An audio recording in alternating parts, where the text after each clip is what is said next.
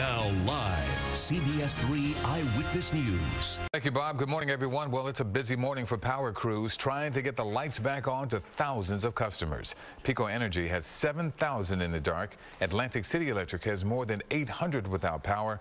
PSE&G has about 500 customers waiting for their lights, and PP&L has about 80 still out. Many communities are spending today finishing a cleanup job following the weekend nor'easter. In Lower Makefield Township, utility crews worked on restoring power after a tree went down there. PECO crews also spent much of Sunday clearing debris from Saturday's storm. Cars and trucks, big and small, had to make detours in parts of Bucks County. Street flooding was a common problem in places like Bensalem. Roads were closed in that area. Some roads were under so much water, even right there, big rigs had to avoid them. Well, flooding is still a problem in parts of New Jersey. The wild weather killed 2 people in North Jersey and prompted Governor Chris Christie to declare a state of emergency. Eyewitness News reporter Elizabeth Herr is live near the flood-prone Admiral Wilson Boulevard in Camden. Big heavy rains over the weekend and a lot of flooding still today, Elizabeth. This is true. Good morning to you, Pat. And take a look over to my right here. As you can see, road crews you see over there, they've been here overnight monitoring the situation. And I can tell you they are still here keeping a close eye on the water level. Take a look over to my left, and that is the situation that they are dealing with here. And as Bob Kelly mentioned to you earlier, the Admiral Wilson Boulevard is open, but because of the situation, it has been reduced to just 1 lane of travel in both directions. Admiral Wilson Boulevard is open, but a stretch of the roadway by the Baird Boulevard overpass is still wet, and cones went up overnight to help drivers safely maneuver around the standing water. The weekend's relentless rain and wild winds may finally be leaving our area, but the wicked weather left behind a trail of destruction in the Garden State. The damages so severe, New Jersey is now in a state of emergency. In Lumberton, Burlington County, the swollen Rancocas Creek jumped its banks and the water flooded neighboring homes on the 500 block of Main Street.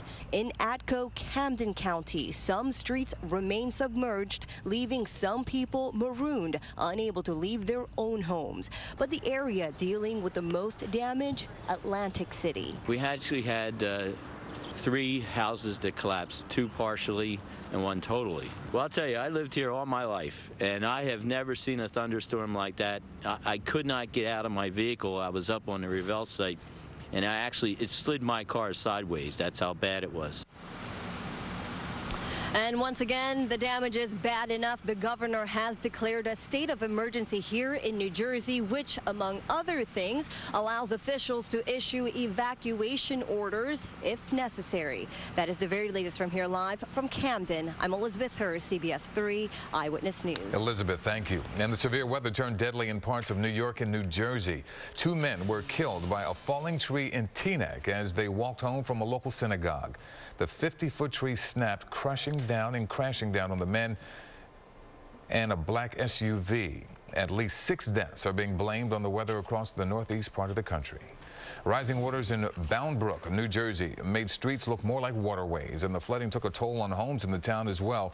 1 out of every 4 houses suffered damage, and many residents were evacuated. Town officials plan to apply for federal aid. More downed trees in Bergen County, this one smashing right into a home. The huge tree was uprooted by the wind and slammed into the roof, tearing a huge hole. The owner of the home talked about that close call. That's my bedroom right up there. That's probably 3 feet away from where I sleep. If I was laying in bed, the tree would have just probably snapped my neck up there. Well, luckily no one was in the home at the time.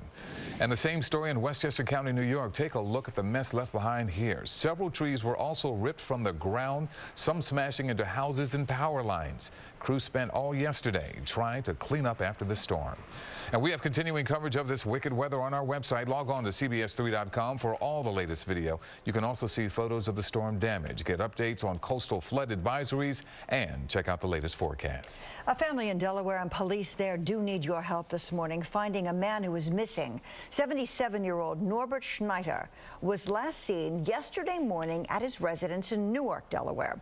Police say that he suffers from dementia. They believe that he may be lost somewhere near Lancaster or Lancaster County, driving in a 2000-year model silver-colored Buick LeSabre. If you see this man, we ask you to call 911. And take a look at this video. More trees down in parts of Burlington County. Doug Meligari, one of the assistant Skywarn coordinators for Burlington County, emailed this eyewitness photo in over the weekend. This was taken along Flyett Road and Tabernacle, and Doug sent in probably 30 to 40 pictures of trees down, wires down. Burlington County hit very, very hard. We saw many areas reporting winds over 60 miles per hour. Atlantic City, where we're looking right now, officially saw a wind gust at the marina of 73 miles an hour. That is very close. That is 1 mile an hour short of hurricane force. That's just how strong those winds were. Let's show you what's happening right now. Live Mega Doppler 3. More rain out there. That rain making its way in from the east. Our area of low pressure just off the east as well. We'll see that rain continuing around the region, but expect some moderate to heavy rain early this morning. And let's show you that wider view here where that area of low pressure is. It is now situated just down to our south and east. So look at this rain move all the way in. Look at this cell right here.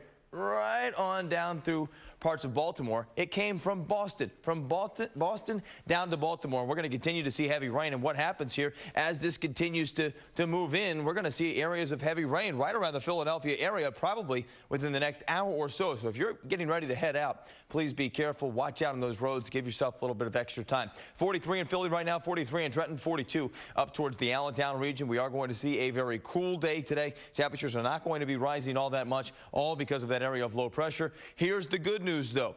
We'll see that area of low pressure move out. Mild conditions move in. I think we'll start the day tomorrow with some cloud cover, but then quickly break out into some sunshine after the noon hour, and then things really get nice for St. Patty's Day. That coming up, of course, on Wednesday as temperatures get back to around 60 degrees, a little bit above average, and the rest of the week is really looking fantastic. Periods of rain today, though, breezy and cool, 45 to 48. Take your umbrella. Today, I say you can take the medium or the mega size umbrella, not the little purse umbrella. Won't be enough today. Scattered showers, breezy and chilly overnight tonight, 34 to 37 degrees. Winds still 10 to 20 miles an hour even tonight. And then your 5-day forecast shows 56 tomorrow, 60 on Wednesday, looking very good. Even better on Thursday. And look at Friday. Absolutely fantastic. Fantastic. Weather.